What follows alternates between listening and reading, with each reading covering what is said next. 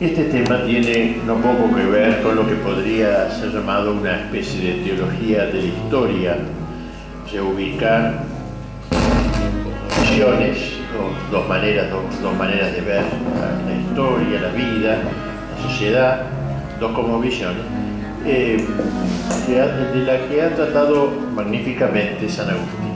El Papa León XIII en su momento, dada la decadencia de los estudios teológicos, había recomendado vehementemente el estudio de Santo Tomás, volver a Santo Tomás como el gran maestro de la filosofía, de la teología sobre todo. Y gracias a Dios algún caso se le hizo, se crearon algunos institutos tomistas, etc. Se le dio una impostación más tomista a la enseñanza en las universidades y seminarios. Pero al mismo tiempo, León XIII, en otro lugar, recomendó para la historia la vuelta a San Agustín. O sea, lo que hizo Santo Tomás respecto de la teología, lo recomendó de San Agustín respecto de la historia. Y este segundo deseo del Papa no se vio cumplido, en realidad. Me parece muy importante, máxime en nuestro tiempo, donde la revolución cultural en buena parte ataca por la desmemorización, la retoma de la memoria, como se dice, la memoria histórica, corrompida, tergiversada. Por eso este tema tiene que ver con esto segundo, con esta visión de la historia, que nos presenta dos maneras de entender la historia y dos maneras de entender el hombre. En realidad, para enuclear, enmarcar lo que vamos a decir, volvemos al famoso texto de San Agustín, que está en el portal, digamos, de su libro de Civitate Dei, que es el libro dedicado a la historia. Si bien en muchos otros lugares, hasta comentando los salmos y todo, tiene alusiones a la historia. Está esa famosa frase: dos amores fundaron dos ciudades, el amor de Dios hasta el menosprecio del hombre, es decir, menosprecio quiere decir dar menos valor, menosprecio no quiere decir desprecio. La exaltación de Dios y el debido subordinación del hombre, la ciudad de Dios. Y la exaltación del hombre y el menosprecio de Dios, la ciudad del mundo. Dos ciudades, dice San Agustín, dos ciudades que se manifiestan por sus dos amores, por dos primados, el primado de Dios y el primado del hombre. La exaltación del hombre endiosado, el hombre con mayúscula. Dos amores crearon estas dos ciudades y hay un conflicto entre las dos ciudades. Pero enseguida San Agustín, que inmediatamente propasa sus propias elucubraciones, dice: estas dos ciudades no empezaron con la creación del género humano, sino que ya tienen su origen en el mundo angélico. Porque antes que Dios creara a los hombres, hizo a los ángeles, y los ángeles se dividieron en dos bandos, también ellos. Y dos gritos, podríamos decir, de los ángeles. Uno, Micael, que en hebreo significa ¿quién como Dios? ¿Quién como Dios? Micael, San Miguel, Miguel, arcángel, ¿no? Es el nombre de él, ¿quién como Dios? O sea, el primado de Dios. Y los ángeles subordinados a Dios, criaturas de Dios, reconociendo su criaturidad. Y otro grito, non serviam, no quiero servir, me niego a servir, que es el grito de Satanás, de Lucifer. Así que las dos ciudades empiezan ahí, tan lejos empieza, en el mundo angélico. Y esas dos ciudades luego también se introducen en el género humano. Caín y Abel. Caín representa la ciudad del mundo, la ciudad homicida, la ciudad asesina. Abel representa la ciudad de Dios, la ciudad nómade, peregrina. Dos ciudades, entonces. Pero bien dice San Agustín, no son cuatro ciudades, dos de ángeles y dos de hombres, son dos ciudades. ¿Por qué? Porque en la lucha histórica que tenemos en la humanidad, en el género humano, intervienen los ángeles buenos, ayudando a los hombres de la ciudad de Dios, y los ángeles perversos, secundando, iluminando a los hombres de la ciudad del mundo. Hay dos ciudades compuestas por ángeles y hombres. Este es un dato muy importante porque ya coloca la historia en un nivel preternatural, no solamente inteligible a la luz de instancias puramente naturales, humanas, sino una visión que incluye el mundo angélico. Solo eso explica la inteligencia con que se va llevando adelante tanto lo bueno en la ciudad de Dios como el plan malo. Vamos a ver cómo la historia va a tener esta explicación a través de un conflicto, de la historia entendida como un conflicto. Así lo entiende San Agustín, como una lucha entre estas dos ciudades, que no son dos ciudades que geográficamente separadas, como si dijéramos una que reside en Europa y otra en el Oriente. No se puede localizar geográficamente, pero sí por su impulso, ¿no? El primado de Dios y el primado del hombre. O sea, puede haber hombres buenos en Europa y hombres perversos en Europa. Puede haber hombres buenos en la Unión Soviética, pudo haber hombres buenos y hombres perversos. Está mezclada las dos ciudades, eso lo complica todo. No es como que decía Bush, nosotros somos el imperio del bien, qué sé yo, y es el imperio del mal. Sería más fácil ver las cosas así, pero no es así como están mezcladas. Solo la separación se hará al término de la historia. Bien, podríamos entonces considerar la historia como un gran movimiento, primero desde la creación hasta la Edad Media, donde se va gestando poquito a poco, sobre todo desde Cristo, se va gestando poco a poco la llamada cristiandad, que no es otra cosa que la expresión social de la ciudad de Dios. Y a partir del Renacimiento, sobre todo, comienza este movimiento de abandono, de apostasía, etcétera, que va a concluir en la aparición del anticristo y la terminación de la historia. ¿Sí? Las dos ciudades tienen un despliegue histórico.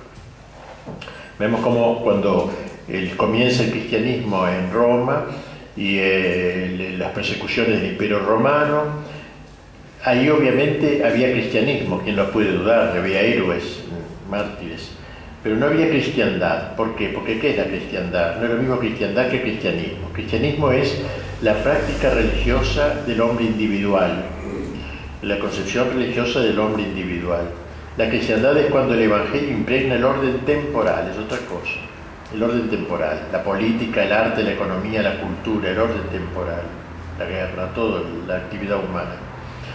Entonces en la China actual hay cristianismo, porque hay individuos cristianos, hay católicos, aunque estén en campo de concentración, pero no hay cristiandad porque el régimen responde a otras ideologías, o a ideologías bastardas. Cristiandad entonces cuando impregna el orden temporal. Así que el cristianismo fue caminando, la historia de la Iglesia va desde las persecuciones del imperio, donde hay cristianismo pero no hay cristiandad. ¿Cómo voy a haber cristiandad con un imperio pagano y perseguidor? En camino del cristianismo a la cristiandad, poquito a poco, hasta que se llega a gestar esa cristiandad. Se gestó con todos los defectos propios de lo humano, de las cosas humanas, naturalmente, ¿no? No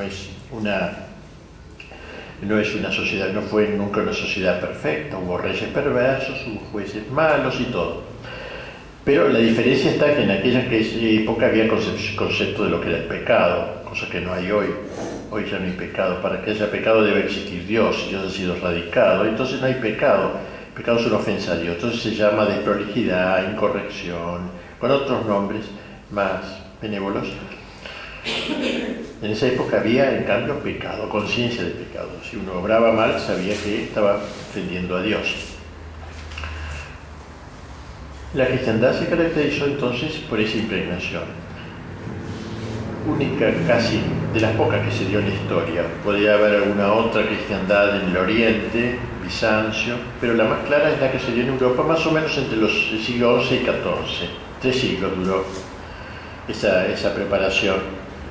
Ya comenzó en Carlomagno antes, ¿no? Carlomagno leía, tenía bajo el brazo el libro de Civitate Dei, justo el libro de San Agustín, era su libro de cabecera. Se fue gestando y llegó el momento ese. El Evangelio impregna el orden temporal, impregna la política, por ejemplo. Y tenemos reyes santos como San Luis, como San Fernando de España, como San Vladimir de Rusia, como San Esteban de Hungría, un montón de reyes santos que dan una forma muy especial, en donde la realeza era entendida como una vicaría de Dios. El rey era el vicario de Dios en el orden temporal. Así como el Papa es el vicario de Dios en el orden espiritual, sobrenatural, el rey es el vicario de Dios en el orden temporal. Y por eso el rey era investido como tal. La noche antes de ser coronado pasaba en oración en la iglesia, la catedral, donde iba a ser coronado, y luego al día siguiente se le daban todos los atributos de la realeza, algo así como cuando al sacerdote se le ordena, se le pone la casulla y todos los ornamentos, así también se hacía con los reyes, se le daba la corona con fórmulas, estaban en los leccionarios antiguos, eso, las fórmulas donde se ponía la corona, el cetro, la espada, etc. O sea, se sacralizó la figura del rey, era una figura sagrada, digna de todo respeto, por eso la muerte de Luis XVI fue un acto simbólico de gran nivel, que vamos a ver luego, la masonería tiene dos grandes enemigos, los altares y los tronos, como se dice, ¿no? Bien, así que el orden político fue tocado por el Evangelio llegó al orden político, lo mismo el orden de la economía, por ejemplo, ¿no? Un orden cristiano, se prohibía la usura, el orden de la guerra, ¿no? Los bárbaros habían llegado con una cuota enorme de violencia. La Iglesia no le dijo, no hay que ser violentos, porque eso es una estupidez, como se dice ahora con tanta facilidad, nada de violencia, a veces la violencia es sana. Un policía que corre un bandolero no lo hace suavemente, señor, sírvase pasar a la cárcel, sino que lo corre con un revólver. Y eso es violencia, es sana violencia. La guerra justa es violencia y es sana violencia. Así que es ridículo estar diciendo nada de violencia. Así que así le habló la Iglesia a los bárbaros, no le dijo nada de violencia. Dijo, esa violencia de ustedes es una calamidad. Matan, liquidan, violan y todo eso no. Y les enseñó el recto uso de la fuerza, y ahí apareció la figura de la caballería, que es el primer ejército católico que aparece. La fuerza armada al servicio de la verdad desarmada, al servicio de los grandes valores. Y así en otros niveles, ¿no? La cultura, cómo no la va a tocar la Edad Media, ¿no? Cuando creó las universidades. Las universidades no se inventaron en la China milenaria ni en la India, sino que en la Edad Media. En esa época que luego fue caracterizada como la época oscura, época de tinieblas. Ahí es donde se crea la universidad. 400 universidades pueblan el mapa de Europa, en donde los profesores podían enseñar en distintos lugares sin problemas, porque había un solo idioma de la cultura que era el latín. Santo Tomás enseñaba un año en Roma, otro año enseñaba en París, en Alemania, donde fuere. Y las grandes figuras que aparecieron en el campo de la cultura, San Bernardo, Santo Tomás, San Buenaventura y tantos otros. Y en fin, todo el orden temporal fue tocado por el Evangelio. Reitero, con los defectos, no soy ingenuo, ¿no? Con los defectos, grandes defectos también de la época, pero el que era un delincuente no lo hacía ministro de justicia. Esa es la diferencia con lo que pasa ahora. Había delincuentes, pero no lo premiaban por ser tales. Al acabar, hacia fines de la Edad Media comienza a agrietarse el bloque, como lo llamaba Gramsci, el bloque histórico lo llama, y la Edad Media lo llama el bloque, es una especie de bloque histórico, 3 siglos más o menos. Pero comienza a agrietarse la cristiandad, y entonces comienza un gran proceso de apartamiento, ya desde el Renacimiento. Hubo dos renacimientos, un renacimiento sano, que llevó adelante el arte medieval, por ejemplo, ¿no? Pero hubo un renacimiento enfermizo, segundo renacimiento, que fue paganizante. Y fue el Renacimiento el que inventó el nombre de Edad Media, con una fórmula de desprecio. Es un título absolutamente ridículo para caracterizar una época, llamarla Edad Media, porque todas las edades son medias entre la anterior y la que viene después. No es ninguna caracterización. Le llamó la Edad Media porque se consideraba que ellos renacían del paganismo, de lo greco-latino, anterior al cristianismo. Era un renacimiento, y en el medio había este paréntesis histórico de la cristiandad. Lo miraba con ese desprecio, por eso inventaron la fórmula gótico, iglesias góticas, la fórmula despectiva. Gótico quería decir de salvajes, cuando hoy admiramos las iglesias góticas, pero ellos la vieron ridícula, volvieron al arte renacimiento. Entonces este renacimiento comienza ya un proceso de exaltación del hombre, aún en un Miguel Ángel que era bien católico.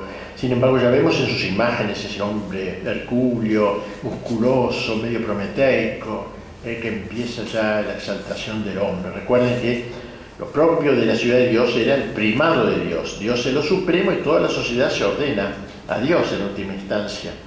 Y la ciudad del mundo es esta la estación del hombre. Bueno, ya en Miguel Ángel se advierte cierta tendencia antropocéntrica, ¿no?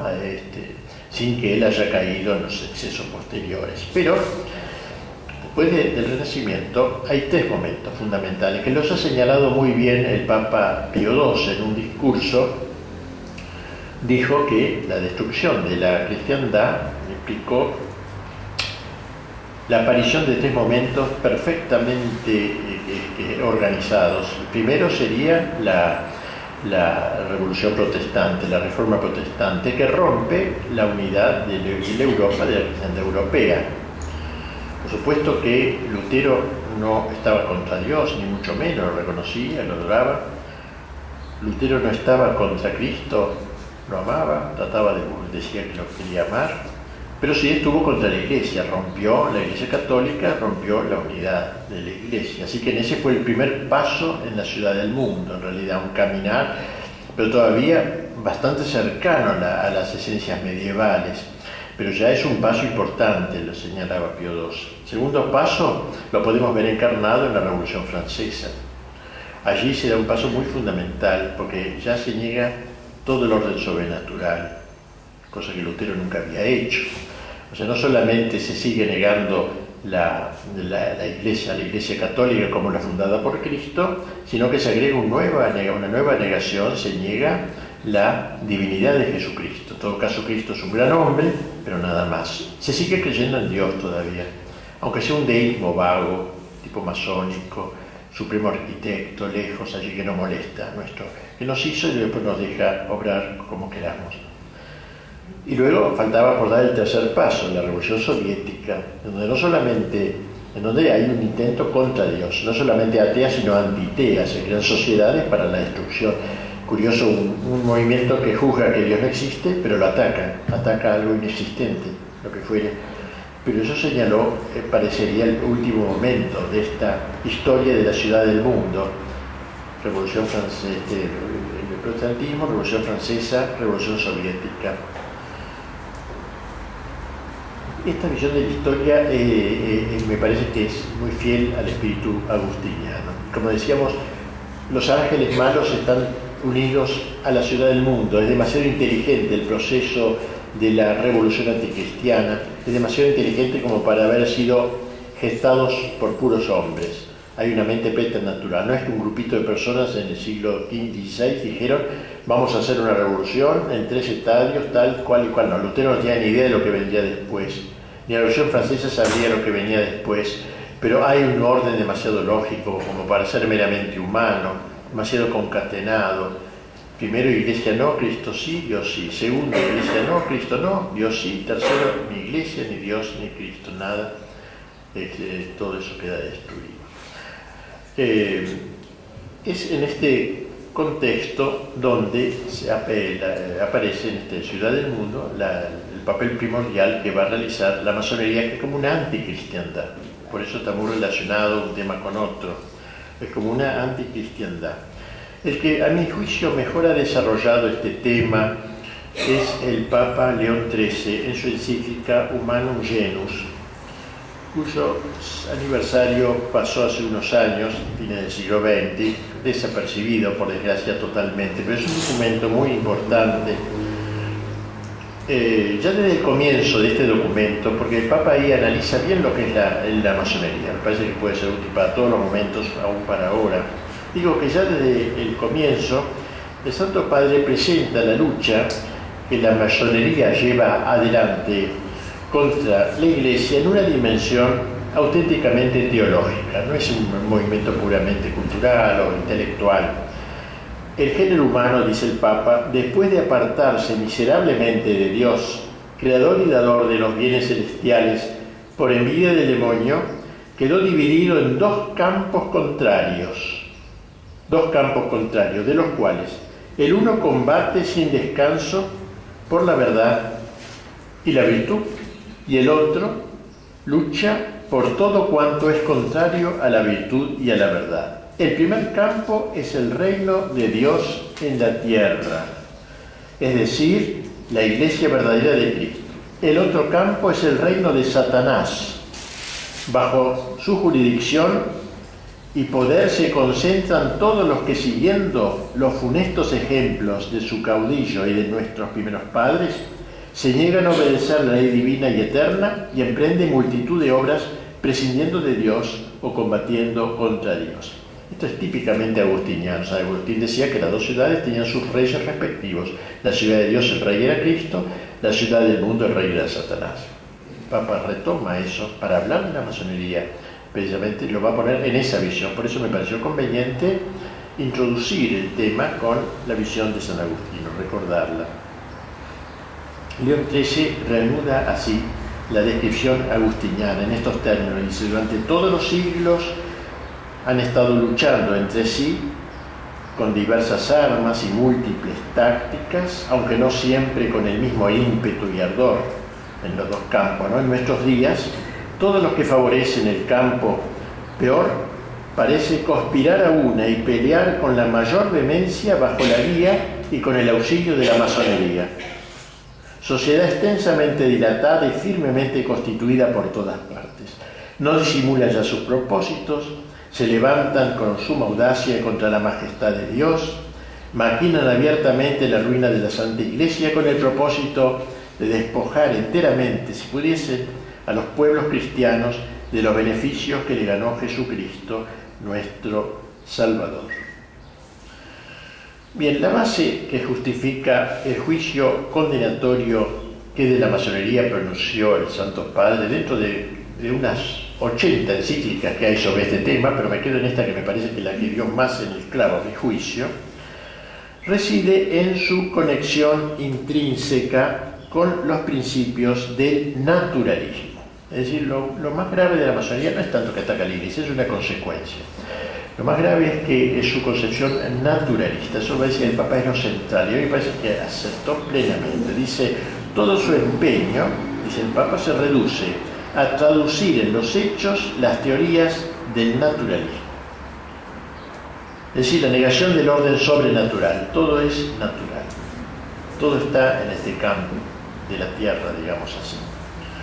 Pasa luego el pontífice a señalar los diversos aspectos que caracterizan este naturalismo y se trasuntan en la cosmovisión de la masonería. El principio fundamental de los que profesan el naturalismo es, dice el Papa, que la naturaleza humana y la razón natural del hombre han de ser en todo soberanamente absolutas. O sea, la razón del hombre no depende de nada superior, de ninguna revelación, ni la razón, ni la naturaleza humana no depende de nada sobrenatural. Todo es soberanamente absoluto. De ahí el culto que la masonería rinde a la razón. Siempre hablan de la razón, no hay documento en la masonería que no habla de las luces de la razón, cerrándose a toda verdad que en una u otra forma pudiera trascender la razón, ya que dicha verdad, en el caso de existir, implicaría un menoscabo de su soberanía. O sea, un meterse Dios en el orden de la inteligencia. Ya el hombre le basta con su propia inteligencia. No cabe, pues, lugar para una revelación divina y, por consiguiente, carecen de sentido los dogmas religiosos. No aceptan, dice el Papa, verdad alguna que no pueda ser alcanzada por la razón humana. Ahora bien, como es oficio de la Iglesia Católica guardar enteramente y en su íntegra pureza no solo el depósito de la doctrina revelada por Dios, que trasciende infinitamente los logros más elevados de la razón humana, sino también la autoridad del magisterio y los demás medios sobrenaturales de salvación. De ahí que, dice el Papa, todo el ataque iracundo de estos adversarios se haya concentrado sobre la Iglesia, Esto, o sea, lo importante es la lucha en pro del naturalismo, ¿no? Y luego es consecuencia del ataque a la Iglesia. No es que nacen para atacar a la Iglesia. La Iglesia es la que defiende el orden sobrenatural, es la principal defensora. No lo van a hacer ni siquiera los protestantes, los principales enemigos de la masonería. No lo van a hacer ninguno, sino principalmente la Iglesia Católica es el enemigo, no un enemigo, sino el enemigo principal, porque es el que defiende más el orden sobrenatural. Afirma el Papa que eso es lo que los ha llevado a perseguir abiertamente a la Iglesia en varias naciones, oprimiendo a la Iglesia con leyes inicuas, reprimiendo o dispersando las órdenes religiosas y sobre todo atacando a la Santa Sede, al Papa, ¿no? Primero quitándole el orden temporal con fingidos pretextos, porque en dicho poder veían el baluarte de su libertad y de sus derechos. Luego lo redujeron a una situación injusta por las dificultades que de todas partes se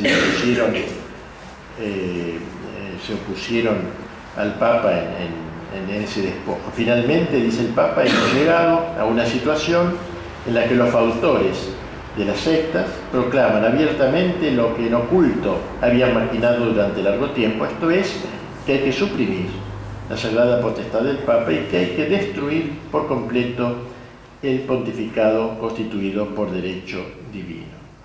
Destaquemos la sutileza con que el documento, más allá de los episodios, anecdóticos, analiza el sentido profundo que se encubre en el ataque de la masonería con la Iglesia. De lo que se trata, en última instancia, es del ataque de lo natural en rebelión contra lo sobrenatural, de la razón contra la revelación. Pero el Papa da un paso más.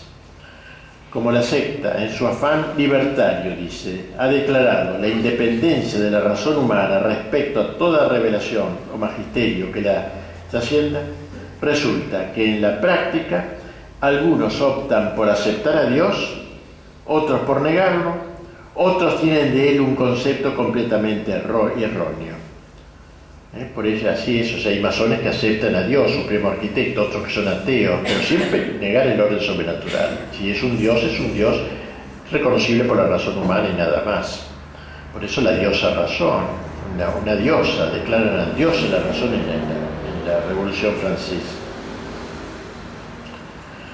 Bien, un concepto, una vez destruido o averiado este conocimiento fundamental, caen en tierra por falta de sustento, no ya tan solo el orden de las verdades sobrenaturales, también se derrumba el orden natural. Se derrumba el orden natural. Se niegan a priori, lo que niegan a priori los masones. Las mismas verdades naturales sufren la creación libre del universo por parte de Dios, que han descubierto algunos filósofos como Aristóteles. La providencia divina sobre el mundo son verdades naturales que se pueden conocer por la razón, la inmortalidad del alma, el premio castigo en la otra vida. Derribado el orden sobrenatural, se desploma también el orden natural, dice el Papa. O sea, queda solo el orden positivo nomás, lo que los hombres determinan, esto es bueno, esto es malo, no hay un orden natural. San Agustín lo dijo a su manera: el hombre que se resiste a dejarse elevar a lo sobrenatural, ineludiblemente se va degradando hasta lo animal, hacia lo animal. Dice San Agustín: a Dios lapsus et te labris, cuando cae de Dios, cae de ti mismo. No existe el humanismo puro que tienen los masones, no existe el hombre puro. El hombre está hecho para trascenderse, o se trasciende para arriba por la gracia, endiosándose, o se trasciende, o se desciende, si quiere decir, para abajo por el pecado, animalizándose. Hay dos palabras griegas muy parecidas, y no me quiero dejar influir por Grondona en esta semántica, digamos, dos palabras muy parecidas, una sola letra diversa en griego, pero indican precisamente estas dos salidas del hombre. La primera es theiosis. Theos quiere decir Dios, teología, theos, y la terminación sis en griego significa movimiento hacia. Theiosis, por tanto, es movimiento hacia Dios. Es justamente el hombre que por la gracia se eleva, se endiosa en cierto modo por la gracia. Y si le agrego una letra, theriosis, en vez de theiosis, una R, theriosis, significa animalización. Ther significa bestia, animal en griego. O sea, o hay theiosis o hay therios. O el hombre se endiosa o se animaliza.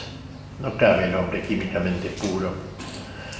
Por eso en la parábola del hijo pródigo, aquel chico que quiso correr la aventura de la libertad desbocada, acabó, ¿dónde acabó? Acabó cuidando cerdos, envidiando incluso a los cerdos porque tenían la comida que él no podía comer. Así que entonces no resulta posible establecerse de manera definitiva en un orden puramente racional, como dicen ellos, los masones, clausurado a toda trascendencia. Al cerrarse a lo suprarracional, el hombre se vuelve infrarracional.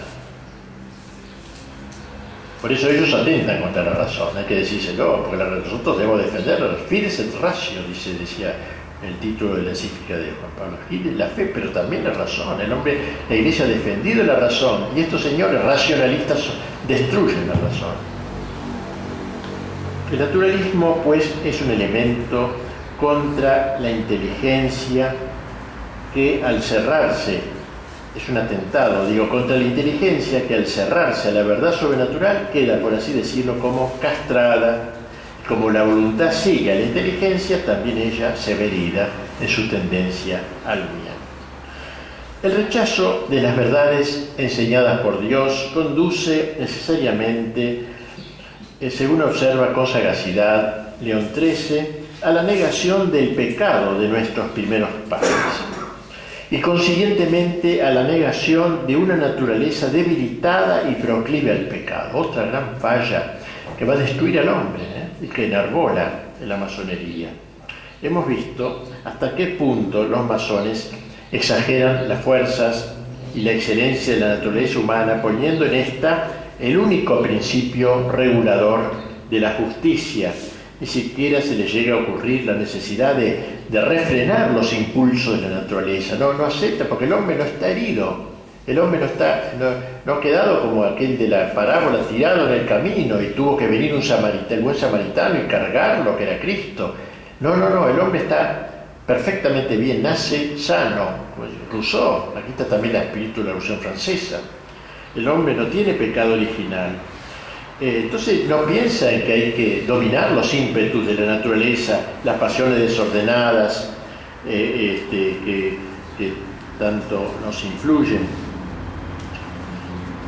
sino que hay que dejarse llevar en realidad. No hay un combate interior, no hay una lucha interior de ningún género. El hombre, entonces, con la sola fuerza de su voluntad, es capaz de adquirir la rectitud natural, la plenitud, de alcanzar la plenitud de esa natural, que es la única concebible, así como por la sola fuerza de su razón puede alcanzar la plenitud de la verdad.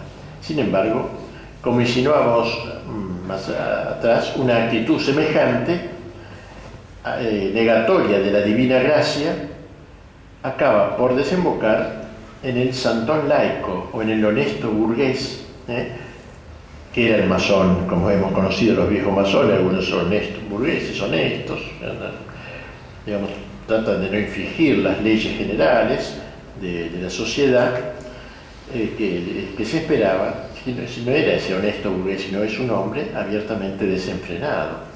Por esto, dice el Papa, vemos el ofrecimiento público a todos los hombres de innumerables estímulos, de las pasiones, periódicos y revistas sin moderación ni vergüenza alguna, obras teatrales extraordinariamente licenciosas. Al obrar así, proceden criminalmente, pero son consecuentes consigo mismos todos los que suprimen la esperanza de los bienes eternos y la reducen a los bienes caducos, hundiéndola en la tierra. El naturalismo doctrinal y moral, entonces, que inspira todo el quehacer de la masonería, tiene consecuencias también en el orden social. Por lo que toca a la sociedad doméstica, la doctrina naturalista reduce el matrimonio a la categoría jurídica de un mero contrato entre un hombre y una mujer, cuyo vínculo, enteramente sujeto a la autoridad civil, es legalmente rescindible según la voluntad de los contrayentes.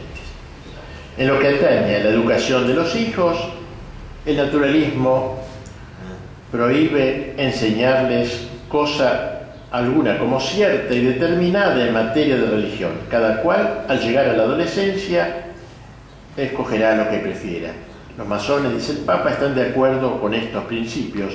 No solamente están de acuerdo, sino que se empeñan desde hace tiempo ya por introducir estos principios en la moral de la vida diaria. En confirmación de lo cual señala el Papa cómo algunos estados ya habían introducido la ley del divorcio y otras estaban trabajando para ella, etcétera, y habían quitado la enseñanza religiosa y se había separado la Iglesia y el Estado, en fin, todas estas cosas que fueron en buena parte en la Argentina también movidas por la masonería. En cuanto a la sociedad política, la intervención de la masonería también es muy evidente, dice el Papa, trabajando por anular todo posible influjo del magisterio y de la autoridad de la Iglesia en el ser y obrar de los estados. Y con este fin, dice, organizan conferencias y movimientos de opinión en pro de la separación total de la Iglesia y del Estado para eliminar todo resto de cristiandad, o sea, impregnación del orden temporal, quitar todo, echar a todo influjo cristiano en el orden de la sociedad, el orden temporal. Excluyen así, dice, de la legislación y de la administración pública el influjo saludable de la religión católica, de lo cual se sigue la tesis de que la constitución total del Estado debe establecerse al margen de las enseñanzas de la Iglesia. Todavía en el ámbito de la política sostienen la total igualdad de los ciudadanos sin distinción alguna y la autoridad elegida, la autoridad del pueblo, famoso la soberanía del pueblo que inventó la Revolución Francesa, ya no es más, como decíamos en la cristiandad, el rey es el vicario de Dios en el orden temporal, sino que la autoridad viene de abajo, contrariamente a lo que Cristo le dijo a Pilato, no tendrías autoridad si no te hubiera sido dado de lo alto, nada de lo alto. En cambio ellos de lo bajo, y por eso pueden poner una autoridad, remover la autoridad a su arbitrio. La idea que los masones se hacen de la vida ciudadana coincide admirablemente, dice el Papa, con el concepto liberal de la política. O sea, el Papa une la masonería con el liberalismo, son dos cosas muy, muy unidas. Más aún, el liberalismo es un hijo directo de la masonería, es la concreción del naturalismo masónico en el ámbito de la política. Pero la fecundidad de la masonería no se agota en el liberalismo. El Santo Padre, adelantándose en cierta manera lo que la historia demostraría con los hechos, ya que esto lo escribió antes de la aparición de este fenómeno, enseña que la masonería, al engendrar el Estado liberal, preparaba el camino al socialismo marxista. Dice el Papa, estos cambios y estos trastornos son los que buscan de propósito, sin recato alguno, muchas asociaciones comunistas o socialistas. La masonería, que favorece en gran escala los intentos de estas asociaciones y coincide con ellas en los principios fundamentales de su doctrina, no puede proclamarse ajena a los propósitos de aquellas. Bien, la masonería entonces solo puede ser entendida a fondo si se la considera en el contexto del gran proceso de desacralizador que comenzó a fines del siglo XIV. La Edad Media, a pesar de todos sus defectos, logró plasmar la cristiandad, descrita con tanta expresividad por el mismo León XIII en otra encíclica suya, Immortale Dei, donde el Papa dice, hubo un tiempo, lo dice con cierta nostalgia, ¿no? Como decimos, hubo un tiempo, así empieza este texto, hubo un tiempo en que la filosofía del Evangelio, o sea, el Evangelio, gobernaba los estados. Entonces, aquella energía propia de la sabiduría cristiana, aquella su divina virtud, había penetrado profundamente en las leyes, instituciones y costumbres de los pueblos, en todos los órdenes y problemas del Estado, cuando la religión fundada por Jesucristo, colocada firmemente sobre el grado de honor y de altura que le correspondía, florecía en todas partes, secundada por el favor de los príncipes y por la legítima tutela de los magistrados, y el sacerdocio y el imperio, concordes entre sí, departían con toda felicidad en amigable consorcio de voluntades e intereses. Organizada de este modo, la sociedad civil produjo bienes muy superiores a toda esperanza. Todavía, dice el Papa, subsiste la memoria de ellos y quedará consignada en un sinnúmero de monumentos históricos, ilustres e indelebles, que ninguna corruptora habilidad de los adversarios podrá nunca desvirtuar ni oscurecer. es triste decirlo, o sea, ¿qué queda de la cristiandad? Unos monumentos. Esta catedral de Chartres, allí, esta colonia en Alemania, catedral Colonia de Alemania, esto es lo que queda, monumentos, que nadie podrá negar. Ahí están. Yo le recomendaba a mis seminaristas en Paraná, cuando iban a Roma, alguna, hacer estudios, ustedes estudien, sí, no le soltaba la vagancia, pero lo más importante de Europa es ver todos esos monumentos. Y eso es una cosa, como decía Dostoyevsky, yo cuando llegué a Europa y vi esas catedrales y esas ruinas, me caí en el suelo, me caía y besé esas piedras, ¿no? Esas piedras de la cristiandad. Y todo eso ha desaparecido, ¿no? Hubo un tiempo, decía el Papa, por eso, ¿no? Todavía subsiste la memoria de ellos. Y bueno, recordar la memoria también intelectualmente, como lo hacemos acá, no solamente a través de los edificios. Me acuerdo Rodin, el gran escultor, después de Miguel Ángel, los más grandes de la historia, cuenta en un libro que se llama Las catedrales de Francia, va contando lo que iba recorriendo y comentando. Cuando llegué a Chartres, dice, vi esa catedral. Y yo, cuando vi eso, como Dostoyevsky, caí de rodillas, me sentí un enano frente a su gigante. Cómo el Renacimiento pudo burlarse de lo gótico, ¿no? Bien, la destrucción de todo el resto de cristiandad, podríamos decir, la destrucción de todo el resto de la cristiandad, es ahí el gran designio de la masonería, ese es el fin de la masonería. Bien, el Papa entonces habla luego de la necesidad de enfrentar esta situación, enfrentar la masonería. Hay una reacción. Esta reacción exige una buena cuota de sagacidad, dice el Papa, porque son muy inteligentes. Tenemos que enfrentarnos con un enemigo astuto y doloso, que halagando los oídos de los pueblos, libertad, igualdad, fraternidad, y de los gobernantes, se ha cautivado a los unos y a los otros con el cebo de la adoración y de las suaves palabras. Por tratarse de un enemigo taimado, uno de los deberes principales de la lucha contra la masonería será el desenmascararla, dice el Papa. Descubrir que detrás de esas lindas palabras, el derecho del hombre, lo que se esconde. Nos hemos tragado todo un vocabulario que proviene del enemigo. Proviene de la Revolución Francesa. Cuando la Revolución Francesa habló de derecho del hombre, lo hacía en contraposición a los derechos de Dios. Cuando la Revolución Francesa habló de la soberanía del pueblo, lo hacía para negar la soberanía de Dios. Y hoy nos tragamos las palabras, queriendo cristianizarlas. Pero eso no es el proceso. Eso es tragar el cebo, mordar el anzuelo, como diría el Papa. Y así el Papa, entonces, dirigiéndose a los obispos, los exhorta a que abran los ojos, especialmente de la juventud. ¿Alguno lo ha visto hacer esto? Yo, por lo menos, no. Consagrando a su educación la mejor parte de sus esfuerzos. Nunca harán demasiado en orden, dice el Papa, a preservar a la adolescencia en las escuelas y maestros que puedan inculcarle el aliento malsano de la masonería. Habrá que incluir en la enseñanza de la doctrina la exposición de la perversidad de la masonería, de modo que todos, dice el Papa, puedan precaverse de las artimañas que suelen emplear para sus dañados propósitos. Bien, termina el Santo Padre esta notable encíclica, muy visionaria me parece a mí, elevando sus ojos a Nuestra Señora y a los santos para lograr su intercesión en esta lucha frontal. Tomemos como auxiliadora y mediadora a la Virgen María, Madre de Dios, ella que venció a Satanás desde el momento de su concepción, despliegue su poder contra todas las sectas impías en que se ven revivir claramente la soberbia contumaz, la indómita perfidia y los astutos engaños del demonio.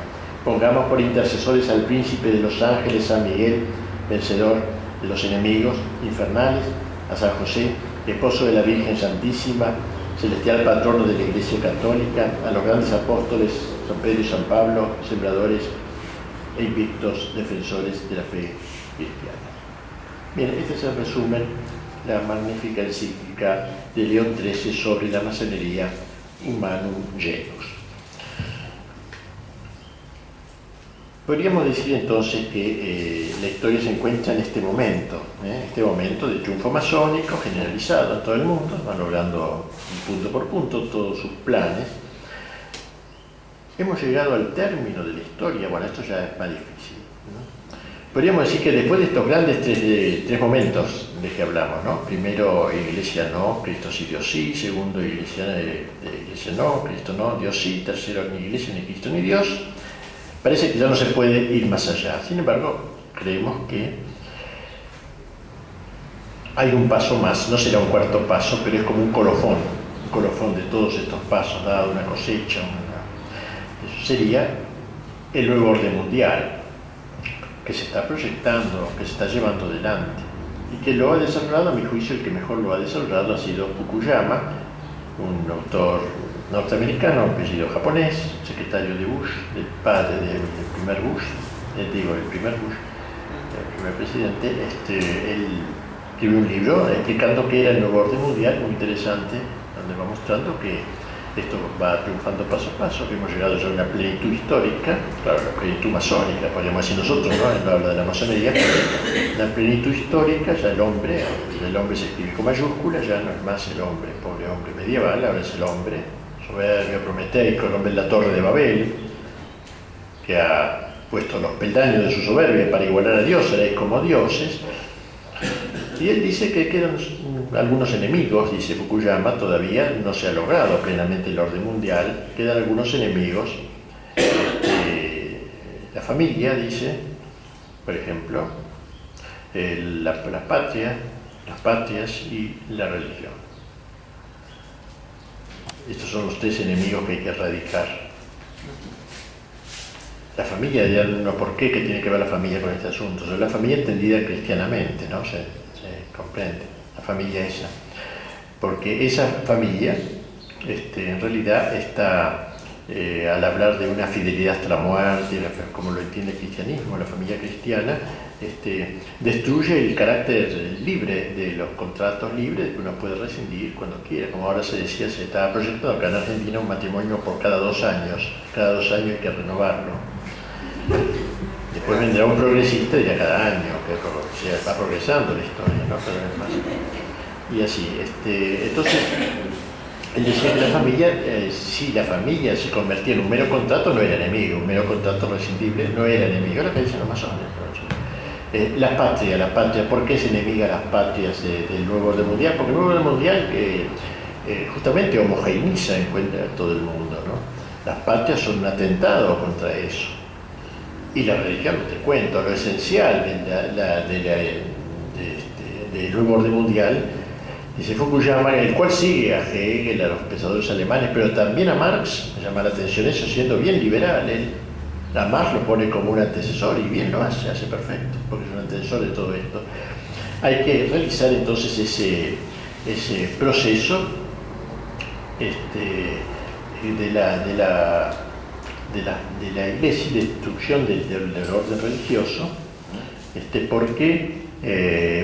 Porque el nuevo orden mundial y la modernidad es inmanentista. Esta es una idea de Gramsci también. La quinta esencia del marxismo, dice Gramsci, no es la lucha de clases, es la inmanencia, que es el mismo ideal de la Revolución Francesa.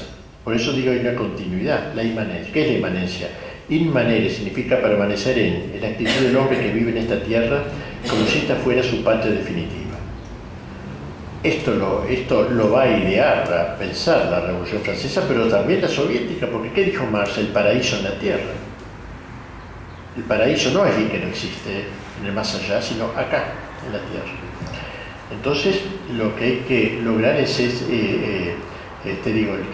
la religión, al hablar de la trascendencia, que es lo contrario, trans es atravesar, transatlántico, cruzar el Atlántico, está atentando contra un principio fundamental que es el inmanentismo, ¿no? Y por eso la religión, más la cristiana, la católica, lo dice expresamente, principalmente la católica.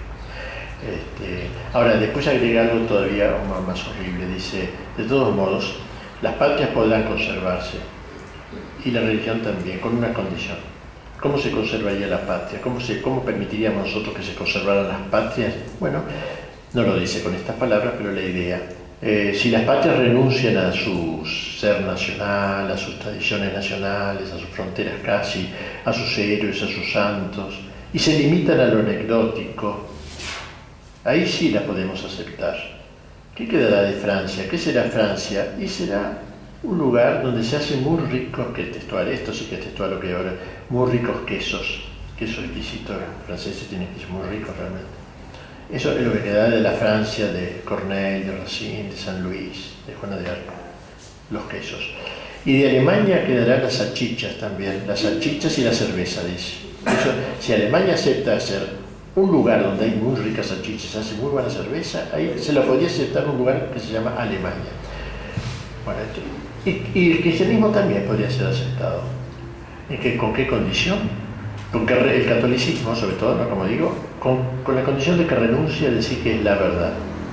O sea, que diga que es una verdad, una más en la sociedad, como una especie de club, una entidad dentro de la sociedad. Pero esto no lo pasa, las patrias no pueden consentir en esa condición que le pone Fukuyama, menos la iglesia puede consentir, sería una iglesia adúltera, una iglesia que echa agua bendita sobre la modernidad, sobre la masonería, no podría ser, ¿no? Porque Cristo nos dijo, yo soy una verdad, digo, soy la verdad, y esto es, no sé, no podemos salir de ello. Entonces, me parece que el nuevo orden mundial está en esta corriente de la revolución anticristiana, podemos así titular la revolución anticristiana, ¿no? Digamos, con mayúscula revolución y con mayúscula anticristiana, porque así como antes fue toda una preparación de la cristiandad hasta llegar a la Edad Media, ahora es todo un proceso de la revolución anticristiana, de exaltación del hombre y de disminución y expulsión de Dios de la sociedad, si fuera posible, ¿no? Para terminar, debemos decir que esto no nos debe llevar a renunciar a la cristiandad. Hoy hay muchos católicos, incluso católicos, incluso sacerdotes y obispos, yo he oído no pocos obispos, he oído esto, que ya no hay que hablar más de cristiandad. Hay que hablar. Una cosa es que no podamos realizarla de hoy a mañana, obviamente, pero tampoco se realizó del Imperio Romano en la Edad Media, pasaron 8 siglos para realizarla, pero se la proyectó. Nunca se renunció a que Cristo reine en la sociedad, porque eso no es invento nuestro. Hay dos gritos en la historia que explican la historia, ¿no? Uno, es necesario que Cristo reine, que lo dice San Pablo en una de sus epístolas. Otro grito, que está en una parábola, no queremos que este reine sobre nosotros. Hay dos gritos, y eso explica toda la historia, desde el punto de vista teológico.